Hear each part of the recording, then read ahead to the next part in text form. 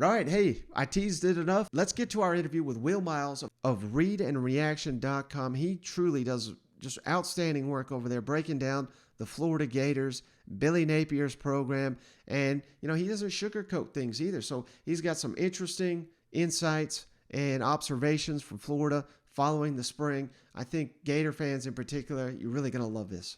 All right, hey, we're pleased to be once again joined by Will Miles, who you can give him a follow at Will Miles SEC, and he writes for the readandreaction.com. He's got an outstanding YouTube channel you got to check out. Stand Up and Holler. It's also a part of the Read and Reaction. And of course, he participates in got to be the best Gators YouTube show out there besides Stand Up and Holler, the Gators Breakdown with Gator Dave. Will, thank you so much for joining me. I really appreciate you. Thanks for having me. Stand Up and Holler. We're just trying to sort of approximate what Gator Dave does over there at Gators Breakdown. It's fun to be a part of that, fun to be a part of this world, really. And, it's always fun talking about college football, even if it is just May. Yeah, absolutely. And, before we hopped on, we were talking about, just the excitement and the energy with Gator Nation, with Billy Napier. And a big part of that, Anthony Richardson. So, you wrote about it at Read and Reaction, just he's the clear starter. If that's got to be the biggest takeaway from spring in Billy Napier's first spring down there in Gainesville.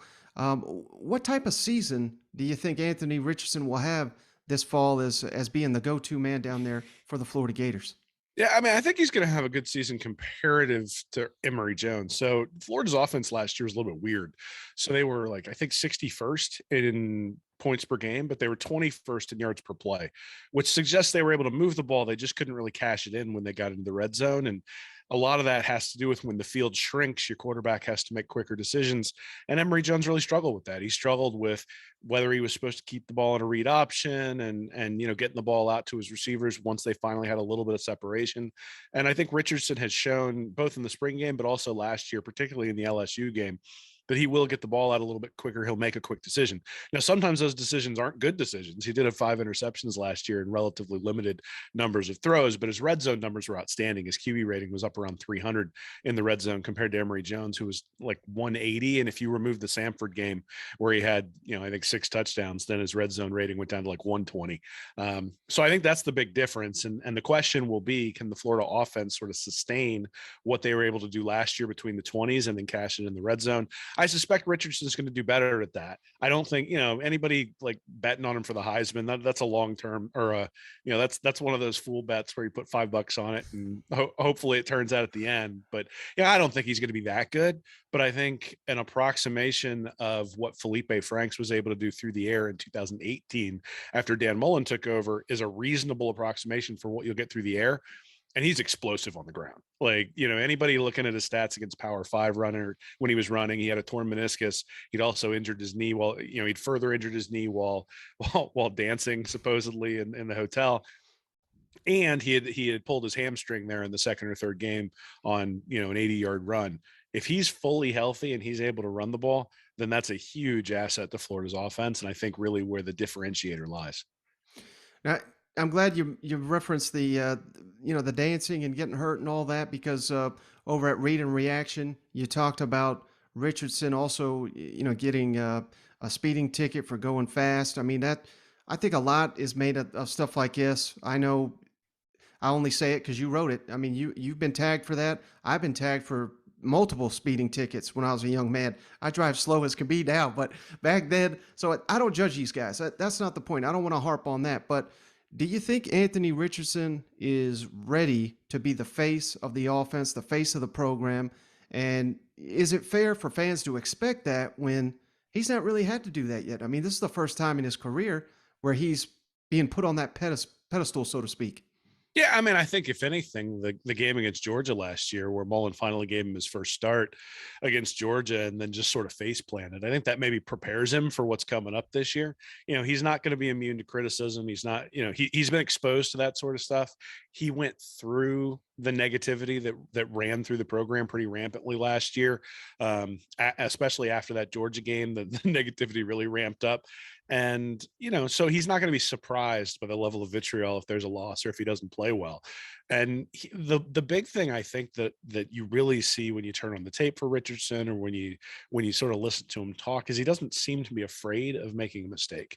And I think oftentimes you look at quarterbacks who are sort of game managers, and they're afraid of making mistakes. And if you get the same if you get the same percentage of explosive plays out of Anthony Richardson next year, I think Florida's going to be really happy.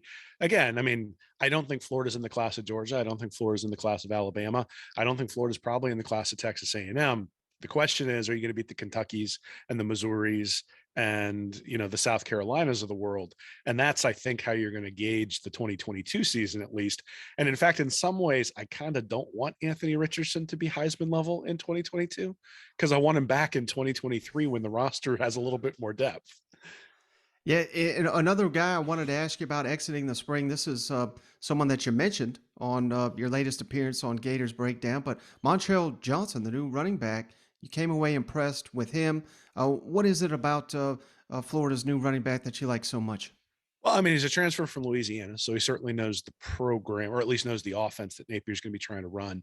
It's a whole new blocking scheme for Florida. It's a zone blocking scheme. It's always been, man to man, a lot of pulling guards on the offensive line for Dan Mullen. And in fact, he would have guards pulling as sort of a play action for plays where they were going to throw the ball. Napier's not going to do that. It's going to be a lot of zone blocking schemes where the running back has to put his foot in the ground, one cut, a la the Denver Broncos back when Terrell Davis was the running back. Or if you think about like the San Francisco 49ers offense or the Los Angeles Rams offenses, those are sort of the offenses that Billy Napier has kind of built his foundation around.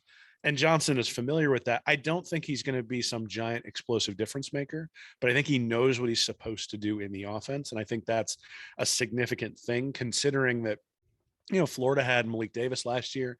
They had Damian Pierce. Davis, signed as an undrafted free agent. Pierce got drafted in the NFL draft. Naquan Wright got hurt. So out of the three guys who were there last year, now you're looking at guys like Demarcus Bowman, Lorenzo Lingard, and Johnson stepping in. And Johnson's the only guy who's a proven college football entity at this point, really. And so that's the thing he brings more than anything, is that if you talked about ceiling and floor, I think you would say that Lingard and Bowman probably have higher ceilings than Montrell Johnson. But I think Johnson really solidifies Florida's running back position, where it's got a pretty high floor, and you're not going to be disappointed by the running back play. You just may not be wowed by it. Now, one of the other things you hit on over at the Read and Reaction, we'll put this a link to this article in the show notes, because you do such a great job with these breakdowns and this analysis. You do your research, and it's about the bump class and why that's so critical if you're trying to build an SEC champion like Billy Napier's trying to do down there in Gainesville. Can you give us some insight into the bump class, what that term is for people that may not be familiar? And Florida fans, I think I've seen some, they're a little, I don't want to say upset, but they're just wondering when are these commits going to be happening? I know right before we hopped on, they just landed one, but I believe the Gators only have 3 right now. And you also wrote about why you're not hitting the panic button just yet on this recruiting class. Well, not yet, but the days are going by pretty quick. And so here's the deal. Whenever you hire a new coach, the most important recruiting class for that coach is his second class. And, so my colleague Bill Sykes dubbed that the bump class, and I'm sure other people call it that as well. But Bill did a great job on Read and Reaction a couple of years ago, looking at SEC championship coaches and what you needed. And essentially those guys were all getting like 3 5-star recruits. They were top 5 in the country, top 2 in the conference, or top 3 in the conference on average. And the thinking is that in your transition class, you get hired, it's December, or, it's either late November, early December. You're trying to put together a class for early signing day. You're just scrambling to sort of build that class. You can't expect that much out of that recruiting class. By the time you get to that next year, there's 2 things going for you. One, you've had a full year to build relationships. And the other thing that's going for you is that no one can negatively recruit against you because you haven't done anything on the field yet. Right. So it's all hope. It's all, unicorns and rainbows. And so it's your best opportunity to convince people to buy into your vision without having to prove anything. And it really, in most respects, I think, is a testament to a coach's ability to sell or an inability to sell. And so what you saw back in 2019 for Florida is that Dan Mullen didn't see much of an increase in his overall ranking. I think they went from like 14th to 9th or something in terms of, his transition class to his bump class. And what the expectation for Napier is, he was 16th this past year for his first class, his transition class. The expectation for his bump class, he's going to have to be top 5. He's going to need 3 5-star recruits. Like, that's what's necessary to win, not just in the SEC, but especially in the SEC, but nationally as well. And there's a reason why we see Georgia and Alabama and Ohio State and Clemson and all those teams up there at the top. Now, Clemson's done things a little bit differently because they built with some 5-star quarterbacks who sort of allowed them to have some, I don't want to say middling classes, but not necessarily elite classes.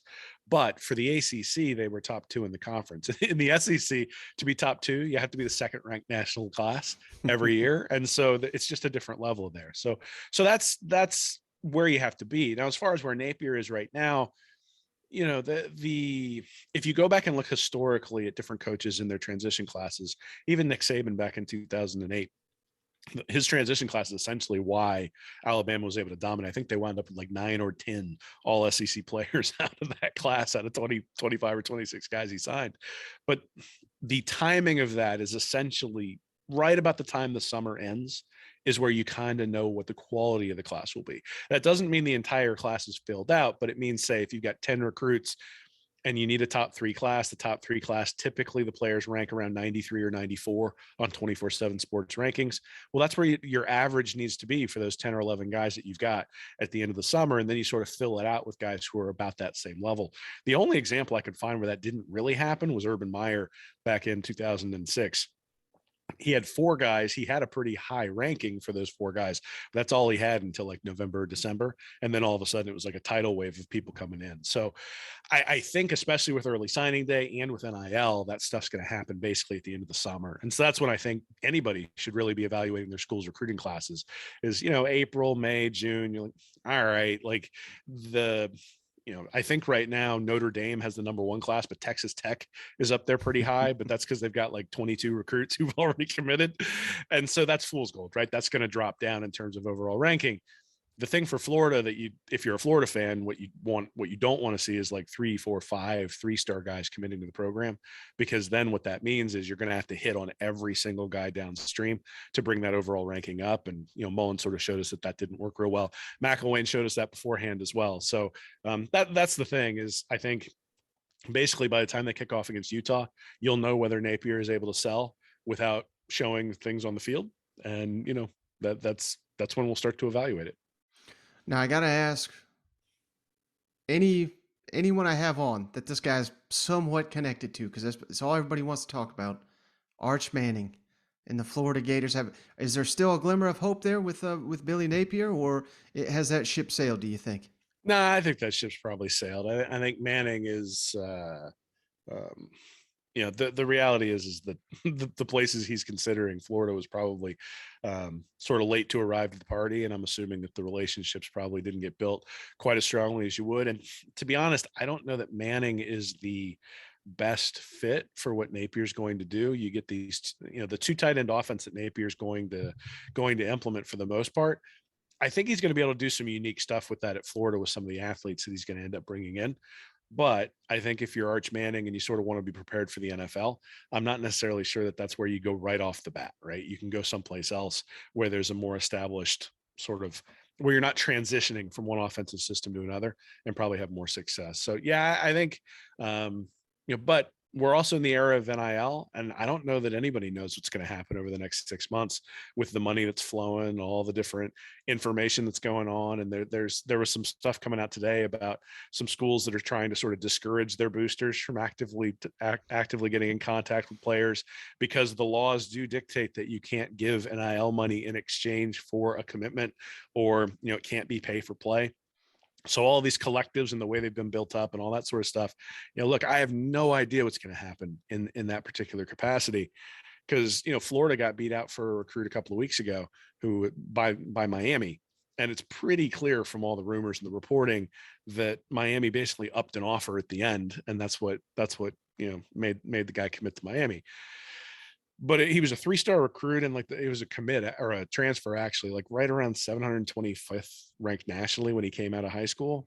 And based on my numbers in terms of how often those guys go to the NFL, I don't think those guys are really all that valuable from a monetary perspective or what it really. So, it'll be really interesting to see how people decide to value different guys. Do you go splurge and overspend on guys who maybe aren't necessarily worth the money on a star basis because you need to fill out your roster with guys you think you've evaluated well and sort of target 3 stars who fit your system?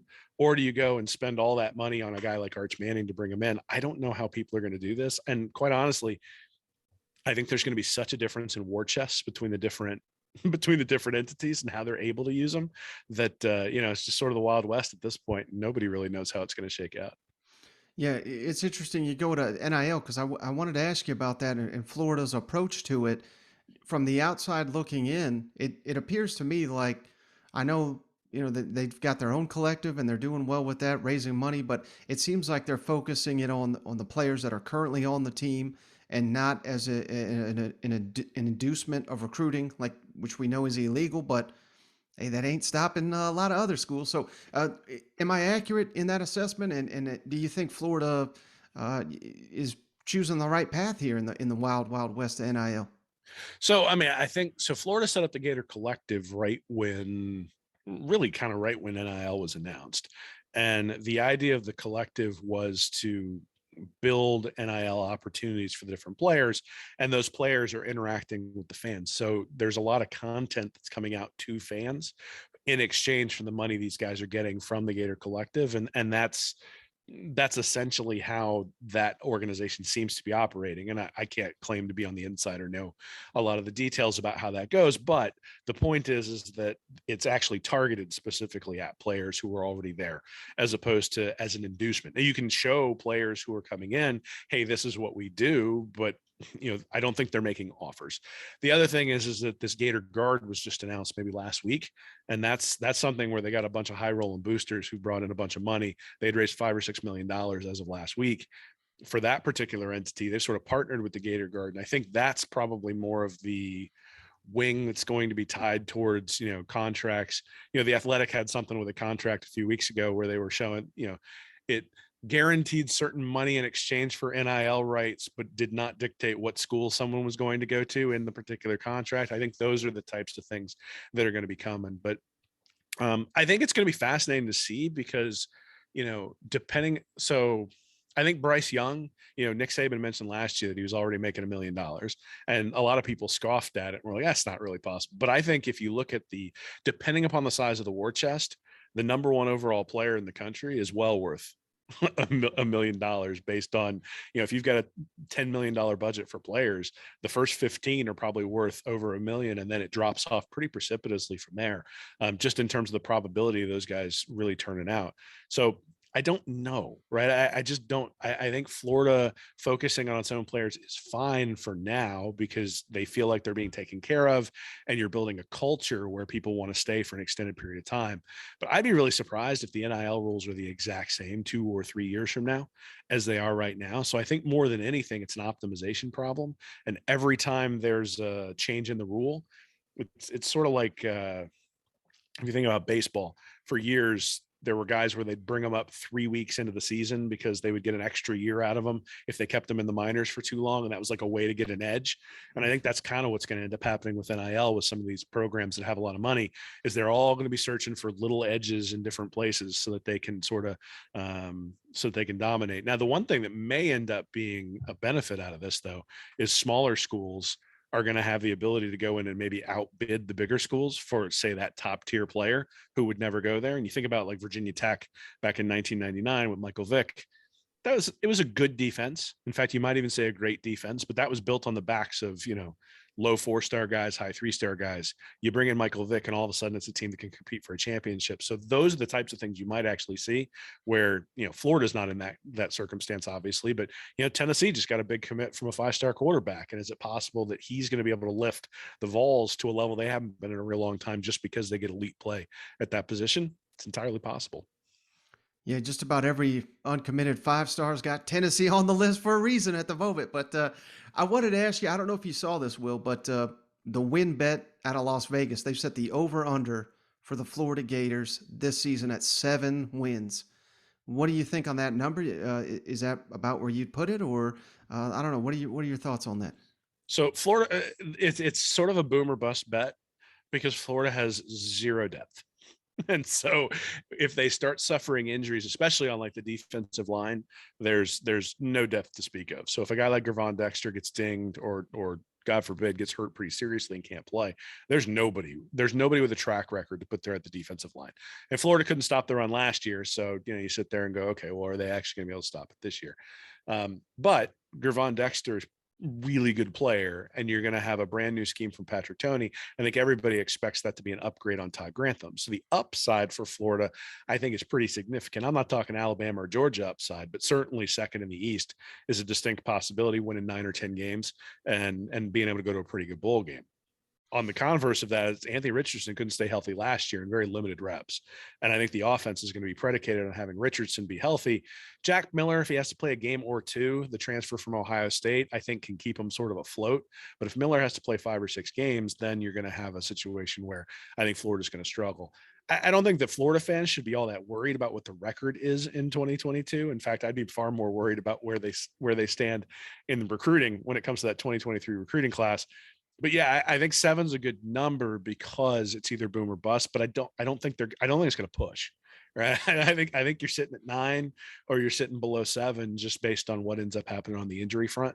And then certainly if other teams take a step up, I mean, Tennessee had a great offense last year. The defense is pretty terrible. If they can make make significant progress on the defensive side of the ball, then maybe that squeezes Florida out of second in the East. But I think that's what their sort of target is this year. If you were to ask me what's my goal coming into the season for Florida, I'd say second in the East and give Georgia a good game as opposed to getting blown out of the water like they have a few times the last few years. All right, last thing for you, Will. I really appreciate all your time. Something you hit on during your appearance on Gators Breakdown, I thought it was interesting. May not exactly be what Florida fans want to hear, but I think you're onto something.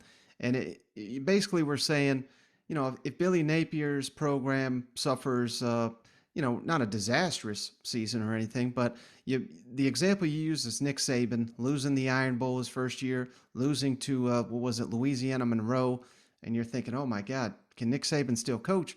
Well, it certainly seemed like that motivated the guys going into year 2. They went to the SEC championship. I So, think he figured it out. yeah, exactly. So, can you kind of rehash that for us of why a subpar season, let's call it, for Florida may not be doom and gloom there? Yeah, I mean, you look back at Jim McElwain, he won 10 games his first year, got to the SEC championship game. You look at Dan Mullen, he won 10 games his first year, and Florida won a bunch of close games his first year, and the season sort of turned around in a weird game against South Carolina where they fell way behind, sort of got a gift reception on a play that should have been an interception. All of a sudden they were off to the races, won 4 or 5 straight games, boat raced Michigan, and now everybody's feeling good about themselves coming into the offseason. But the problem with that sort of thing is then you haven't really felt the pain in the new era, right? So everybody buys into Mullen, says, yeah, Mullen changes things around from the terrible season in 2017 to a pretty good season in 2018. And everybody says, yeah, we're on our way. We don't need to work as hard, right? And I think, Saban's famous for like putting, for motivating his team based on the slights that they have. In fact, they're one of the Saturday Down South ESPN documentaries showed Greg McElroy, and when they got to the second SEC championship game there in 2009, they had been playing the Florida defense on Alabama's scout team the entire year because Saban had said we're not going to get beat by that defense again, and McElroy goes out and plays really well in that game. So I think there's value to losing so long as the losing is done in building culture and building determination, building grit. And so, sometimes building grit means holding in there and holding the line and finding a way to win the game. But sometimes building that grit, it's a multi-year process. And, I think if you can, there was an article in The Athletic late last year that sort of detailed Florida, and all the opposing coaches were calling them soft. And there's nothing you can call a football player that's worse than calling him soft. And they called him soft. They called him undisciplined. They called him all sorts of different things from the opposing coaches in the conference. And that's how Florida was perceived. And so I think the challenge for Napier, beyond just the roster construction issues and the lack of recruiting that Florida's seen over the last 5 or 6 years and all those sorts of things, is just making sure that these guys don't accept being soft. And that might mean that you got to prove to them that when they go out and they're soft, they're going to get beat.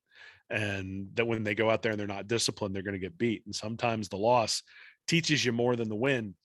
And I think Florida got a little bit lucky that first year in 2018 to win a few games maybe they shouldn't have. And you sit there and say if they were 7-6 and they were, winning the Birmingham Bowl as opposed to going to the Cotton Bowl and beating Michigan, do they go into that offseason differently, right? Does it look differently? Is there a different buy-in?